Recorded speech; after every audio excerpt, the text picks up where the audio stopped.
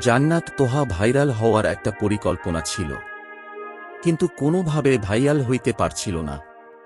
এদিকে আরমান সাদিক ও মঞ্জুরিন শহীদ ভাইরাল হয়ে লক্ষ লক্ষ টাকা ইনকাম করে। তারপরে ভাইরাল হয় প্রিন্স মামুন ও লায়লা। তাই তারা লিংক ভিডিও ভাইরাল করল। তোহার বাবা বলে এমন কুলঙ্কার সন্তান আমার দরকার নেই। তাই তোহার বাবা বাড়ির গেট লক করে দেয়। তারপরও জান্নাত তোহা একের পর এক ভিডিও বানিয়ে যাচ্ছে। তাদের একটু লজ্জা থাকা দরকার।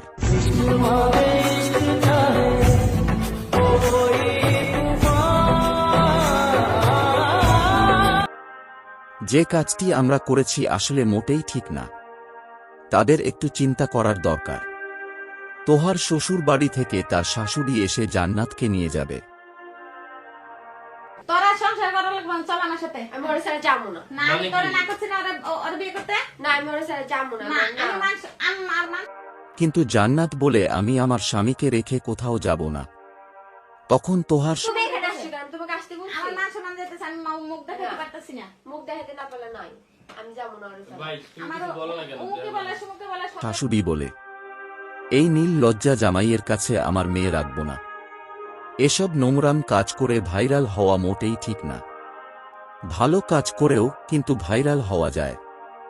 অবশেষে তারা খারাপ ভিডিও বানিয়ে ভাইরাল হলো।